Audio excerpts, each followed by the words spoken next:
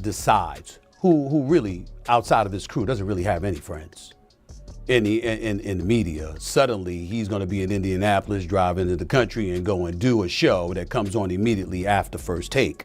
Clearly, they were looking at it and they used the upcoming Mind Your Game podcast with Steve Nash to disguise what his real agenda was, which was to address me.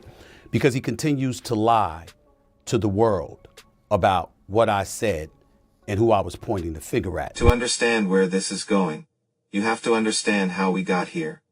The Lakers drafted Bronny, 55th overall in June 2024, a second-round pick. A move that split the entire basketball world in half the moment his name was called. Was it basketball? Or was it legacy? The answer to that question is exactly why his future is now hanging by a thread.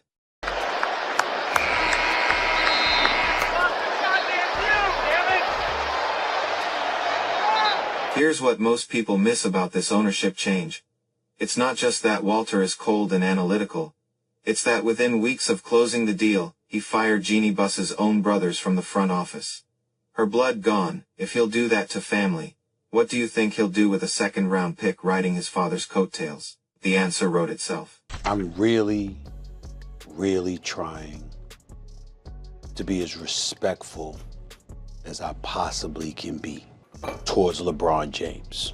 I am pleading with LeBron James as a father. Stop this. Stop this.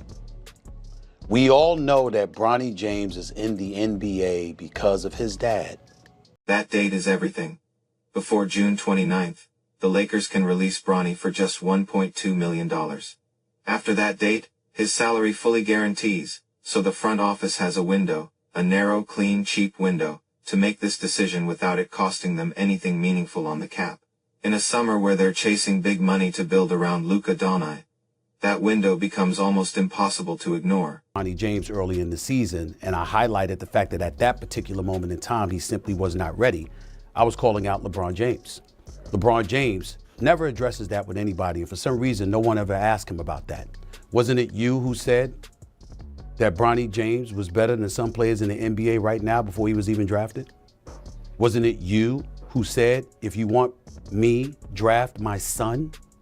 Because look at his numbers honestly. 2.9 points per game, 8.9 minutes, 40.9% from the field, flashes in the G League, yes, a 26-point night here, a strong stretch there.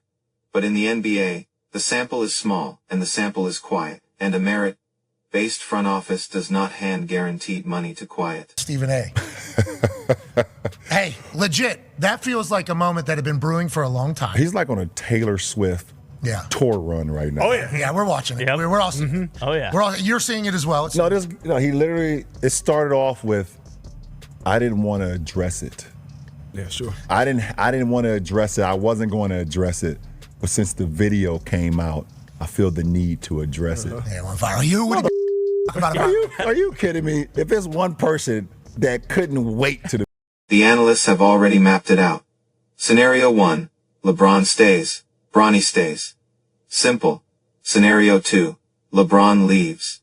Bronny gets traded to whatever team LeBron lands on, his cheap rookie contract making him easy to attach to any deal. Scenario 3, the one most analysts call most likely. Bronny gets waived in the summer of 2026 so he can sign with his father's new team as a free agent. And Scenario 4, the one Bronny himself is probably betting on. He earns it, he grows, he forces their hand so far. He hasn't. But the clock is still ticking. Storm was coming. Right. See, your storm happened for 9 years, then took 2 years off. Right. And it happened for 3 years, and took another 3 years off. Right. And then it kind of just was like drizzling. Right. My storm been going for 21 years raining. Right. You could say that, and my retort to that would be 6 NBA Finals losses. There's 6 final losses. 6 finals losses. Let me ask you a question. 6. I just want you to tell me one thing, and we're going to debate this. Sure. Tell me the team that he faced that was the 2017 or the 2018 Golden State Warriors. Can I respond to that? Sure. Can I tell you why?